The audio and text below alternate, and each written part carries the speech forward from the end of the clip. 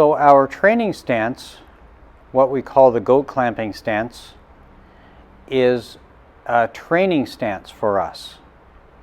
And that means it's not a fighting stance. When we fight, when we're in distance to fight, we're going to be attacking because we want to economize time. We don't want the fight to last longer. So once the fight is on, we're not standing there waiting for our opponent to attack us. So this is not a fighting stance. This is a training stance. And what does it train?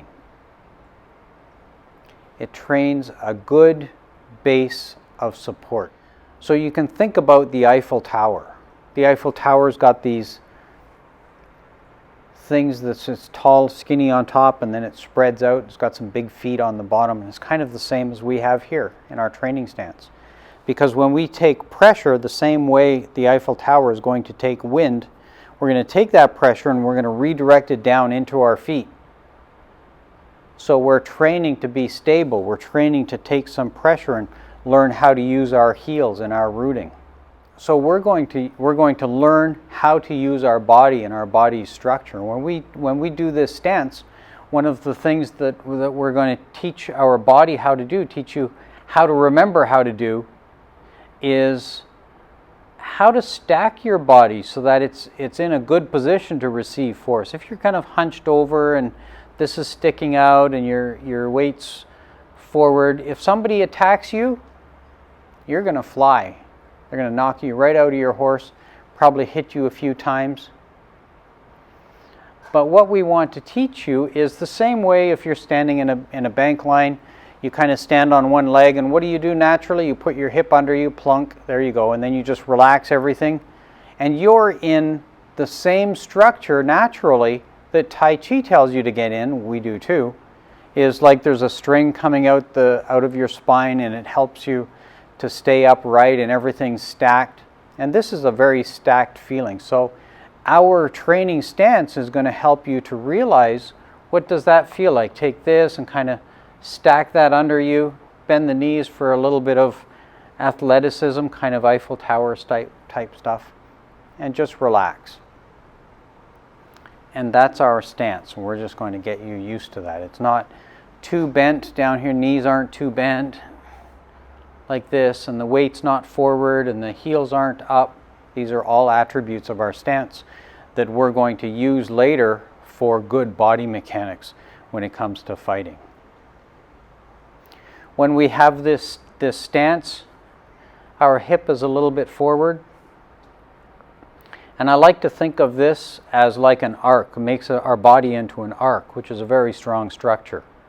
So we're learning how to use our body's natural arcing mechanism. Makes this kind of like the keystone of the arc.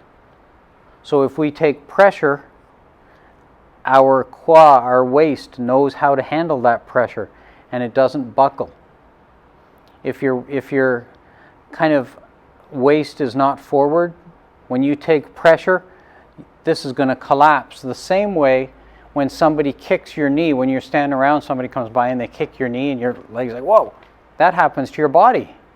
If somebody attacks you and this is not forward, your body's going to do that and it's going to buckle, it's going to fold. And then they're going to punch you or kick you. And that's no good for fighting. So we're going to train the waist.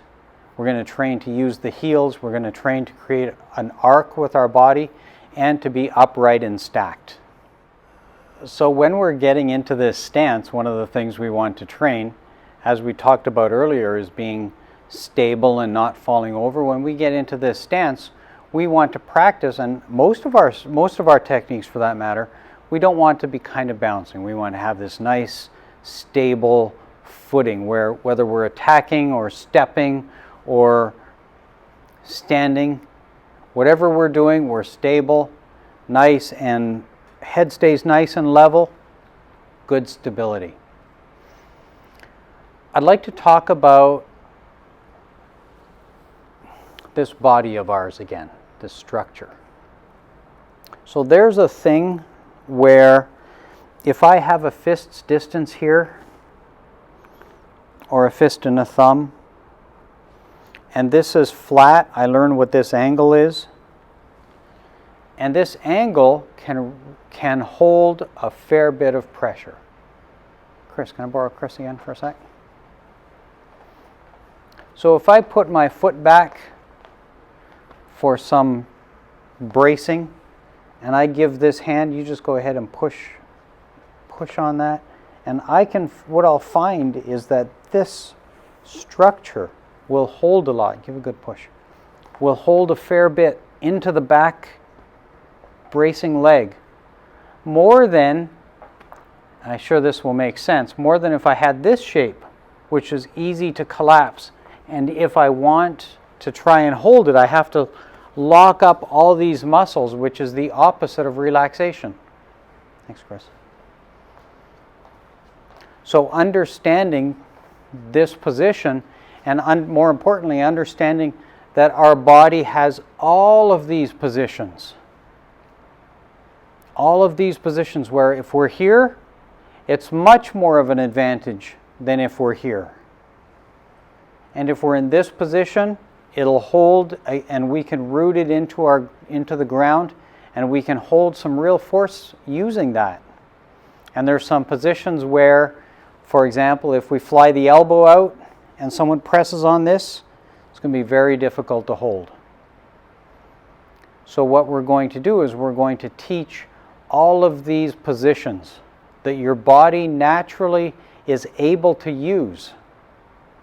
And then we're going to start to train to use them.